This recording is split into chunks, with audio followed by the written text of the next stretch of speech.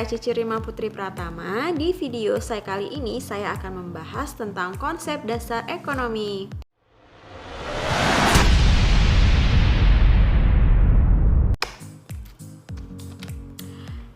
Oke, yang pertama kali ekonomi berasal dari Yunani, yaitu oikos nomos. Oikos artinya rumah tangga dan nomos artinya aturan.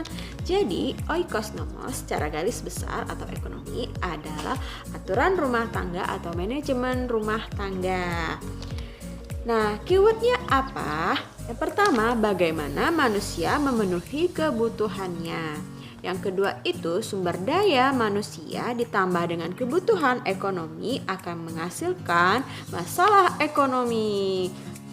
Masalah ekonomi menurut Samuelson itu ada 3. Yang pertama itu what atau apa yang diproduksi. Yang kedua itu how bagaimana memproduksi barangnya. Yang ketiga itu whom, untuk siapa diproduksi. Jadi permasalahan utamanya adalah keinginan yang tidak terbatas tetapi sumber daya yang terbatas. Nah, faktor-faktor yang mempengaruhi sumber daya yang terbatas atau istilah lainnya adalah kelangkaan. Yang pertama itu pertumbuhan penduduk yang tidak seimbang dengan pertumbuhan produksi. Yang kedua, keterbatasan sumber daya alam yang terbatas. Yang ketiga itu terbatasnya kemampuan manusia. Yang keempat sifat serakah manusia. Dan yang terakhir itu kurangnya tenaga ahli.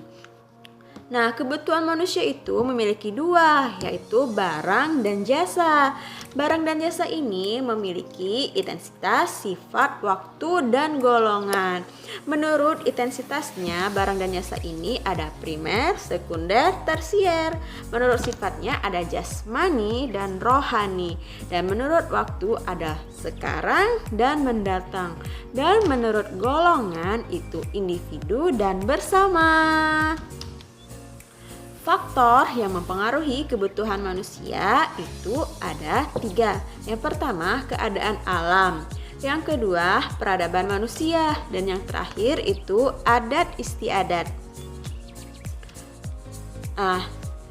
Selanjutnya kita ke sistem ekonomi ya. Sistem ekonomi adalah perpaduan perangkat atau alat yang digunakan untuk menjawab masalah ekonomi tadi, yaitu apa, bagaimana, dan untuk siapa diproduksi. Nah, pemilihan sistem ekonomi ini membutuhkan hal-hal yang butuh diperhatikan. Yang pertama adalah falsafah di negara yang bersangkutan. Yang kedua itu sosial dan budaya, cita-cita, keinginan, dan sikap penduduk. Dan yang ketiga itu sumber daya alam dan iklim. Yang keempat, pengalaman sebagian besar penduduk negara yang bersangkutan. Dan yang terakhir itu lingkungan politik, hukum, dan negara tersebut. Oke, selanjutnya kita bahas sistem ekonomi yang dipakai di beberapa negara. Yang pertama itu sistem ekonomi tradisional. Sistem ini diterapkan oleh masyarakat tradisional. Ciri-cirinya itu yang pertama, teknik produksi dipelajari secara turun-temurun dan bersifat sederhana. Yang kedua, hanya sedikit menggunakan modal. Dan yang ketiga itu pertukaran dilakukan secara sistem barter antara barang dan barang. Dan yang keempat, tidak terdapat pembagian kerja jika ada masih sangat sedikit. Dan yang selanjutnya, tidak ada hubungan dengan dunia luar sehingga masyarakatnya statis. Dan yang terakhir, tanah merupakan tumpuan kegiatan produksi dan sumber kemakmuran. Selanjutnya, sistem ekonomi komando. Nah, sistem ekonomi komando ini di peran pemerintahnya sangat dominan, sedangkan peran masyarakat dan pihak swasta sangat sedikit atau sangat kecil. Nah, terus pemerintah yang menentukan harga barang dan jasa, serta apa yang diproduksi dan kepada siapa, dan serta untuk apa barang itu diproduksi. Nah, negara-negara yang menganut sistem ekonomi komando ini antara lain adalah RRC, Kuba, dan Soviet. Selanjutnya, sistem ekonomi liberal atau istilah lainnya kapitalis.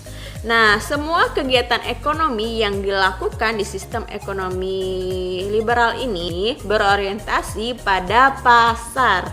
Nah, prinsip sistem ini adalah kebebasan individu, kebebasan berusaha, kebebasan memilih, kebebasan berinisiatif, kebebasan memiliki. Sistem ekonomi ini dibentuk oleh kekuatan permintaan dan penawaran. Negara-negara yang menganut sistem ekonomi ini antara lain adalah ada Amerika Serikat, Prancis, Inggris, Jerman, dan Italia. Dan yang terakhir, sistem ekonomi campuran. Kecenderungan sistem ekonomi campuran ini atau mix ekonomi yaitu mengambil sebagian unsur-unsur pasar, tradisional, dan komando. Hal ini didasari saling berketergantungan antara negara dengan pengaruh ekonomi global. Oke, sekian video saya kali ini mengenai konsep dasar ekonomi. Lupa ya komen kalau ada pertanyaan untuk kalian semua, dan see you, dadah.